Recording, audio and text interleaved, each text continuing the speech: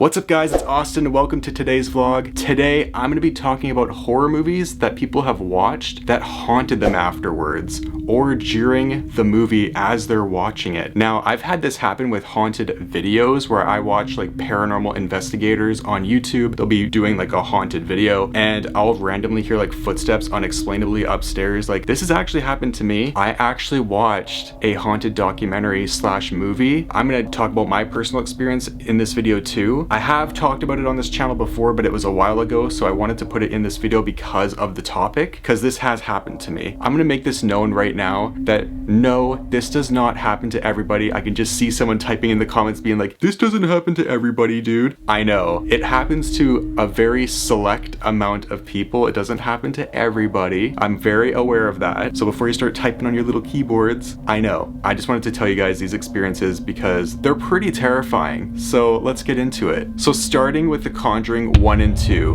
Farmiga, I think is how you say her name, who starred in The Conjuring and The Conjuring 2, said that when she went home from filming one night, she found 3 slashes across her laptop screen. Director James Wan, who saw his dog growling one night at what appeared to be nothing at all. And then the Perrons, the real family that lived through the Conjuring story. So The Conjuring is actually based on a true story of the Perron family, and they were haunted by this malevolent entity. They had a seance with Ed and Lorraine Warren, which in turn also I think made the haunting worse, and this movie is just all about that. But I actually heard that a lot of what they put in the movie didn't really happen because Andrea Perron wrote a book. They looked at her book and they're just like, we can't put this in the movie. It's too intense for a movie. We can't get an R rating. They just basically put whatever they wanted in there. There is some stuff I think that was based on their actual story, but yeah, it's based on a true story, The Conjuring 1 to be exact. And a couple of the other Conjuring movies are also based on true stories, but not of that family. So the real family that the films were based on came to the set one day. When they went home, Carolyn Perron felt a strange presence push her to the ground. So here's another family that experienced paranormal happenings after this movie. Strange things have started happening in my house after my husband and I watched The Conjuring 2. Everything was fine until the end of the movie when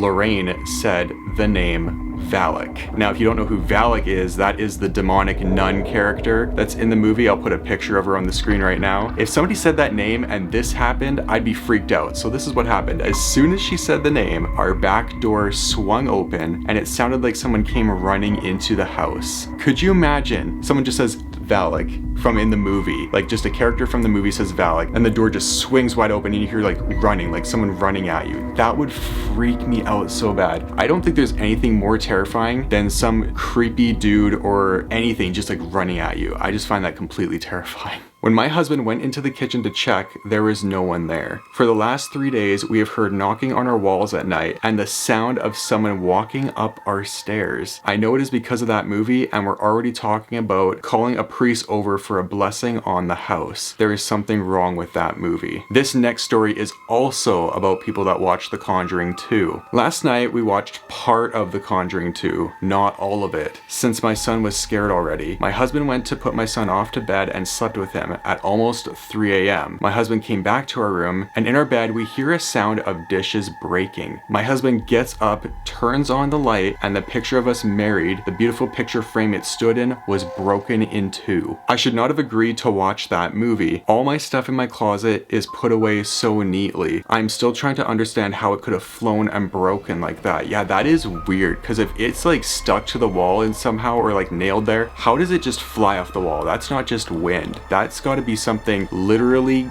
grabbing it and going phew. This next one is based on The Conjuring 2. These Conjuring movies must be like the most haunted movies of all time to watch in your freaking living room. Like, what the hell? In the middle of watching The Conjuring 2, Joanne and her family heard terrifying screams that weren't part of the movie. We were just watching The Conjuring 2 and my family paused it while I went to the bedroom to change into my pajamas. As soon as I walked into my bedroom, I could hear loud screaming. I thought they turned the TV up really loud in the living room, but then I realized it was coming from my bedroom home TV speaker. There was nothing on my TV. My 2 sons, grandson, and son's girlfriend all witnessed it. Needless to say, we stopped watching the movie. Probably a good idea. This is where it gets interesting. These are movie sets that are cursed. So movie sets that made these creepy movies exist and be what they are today. This one is a more recent kind of movie that came out back in like 2016. It's called Lights Out, and there was a scary thing that happened in that house. So here's the story on that. A week or two after we shot Lights Out, I got a call from a friend being like, turn on the news right now. That house you shot in is on fire, and there is a fire in the basement, said Alexander, who plays Brett in the film. We haunted the house. Lights Out, based on the viral short by its director David F. Sandberg, follows a woman, Teresa Palmer, who must rescue her mentally unstable mother, Maria Bello, from the clutches of a malevolent spirit named Diana that's been haunting her for years. Now, I don't know if that house is still standing today or if they put the fire out in time, but I remember reading that back in like, I think it was 2016 when I read that. I wonder if that house is still standing because of the fire. This next movie set that was haunted is The Exorcist. The Exorcist follows 12-year-old Reagan, who becomes possessed by a demonic entity after using a Ouija board. Her mother, Chris, notices her strange behavior and calls in 2 priests to perform an exorcism, one of the scariest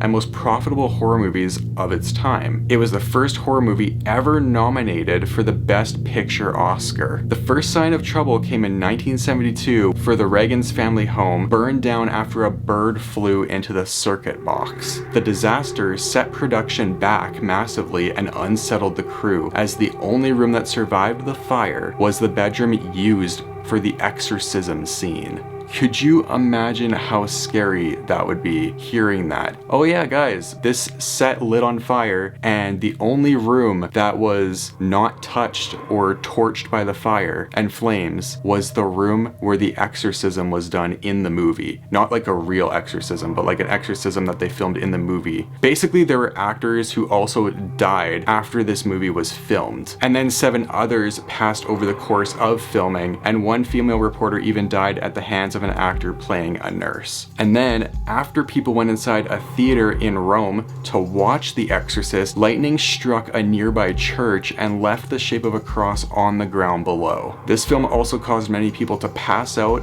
vomit while watching it. Jennifer Carpenter, star of The Exorcism of Emily Rose, believes that she was followed home by some kind of entity during the making of the movie. So she believes that she was followed by some kind of demon after she was done filming that movie. While we were shooting, my stereo kept turning itself on in the middle of the night. It freaked me out because it started playing Pearl Jam's song Alive, and it only played the part that says, "I'm still alive." It stayed with me for a while. Alright, now we're going back to The Conjuring, which was also a set that had some weird curse about it. As if The Conjuring house being based on a true story isn't enough, reports from cast members are chilling. Joey King, who plays Christine, was covered in bruises after a couple weeks of shooting. Despite not performing any stunts, Farmiga would frequently wake up between the devil's hour, which is between 3 and 4 a.m. And I've talked about this in a lot of videos, where 3 to 4 a.m. is known as the witching hour. It's known as also the devil's hour, where spirits and demons are at their most powerful, basically. So it says she would frequently wake up between the devil's hour between 3 and 4 a.m. on set and found claw marks on her thigh and laptop. And several people, including producer Rob Cohen, saw items move in the Warrens' artifact room, meaning Ed and Lorraine Warren, the most famous paranormal investigators of all time. But the strangest thing to happen on set involves one of the original Perrin girls, who told screenwriter Chad Hayes something really bad is going to happen out there today. Sure enough, later that day,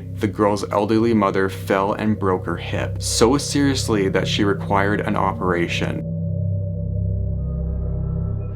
I'm gonna get into the story where I had something really weird happen after watching a really creepy haunted movie. It is called The Demon House by Zach Bagans. Now, there is a warning at the beginning of this movie saying demonologists believe you can get haunted through a screen if you watch something that is as bad as a demonic investigation in a haunted house, or really anywhere that's haunted with a demon or spirits in general, and that you can be affected through the screen and be haunted. I don't think you could get possessed, but like you can start to get a haunting from that. And I'm just like, okay, so this movie is already warning me about that. So I was a little bit on edge, I won't lie. I watched this during the start of my Shadow Man series. If you guys have never watched that, or you are just seeing this video right now for the first time, go check out my Shadow Man series. I do talk about this. The title is called The Shadow Man Visited Us at 3:33 a.m. the Devil's Hour. Go look at that story time. I talk about it more in detail. Swear to God, I watched that movie. It was 3:33 a.m., the middle of the Devil's Hour. So with the Devil's Hour, yeah, 3 a.m. it's the start of it, but like 3:33 is also said to be the most powerful in between the Devil's Hour. And that is when my friend's dog started barking.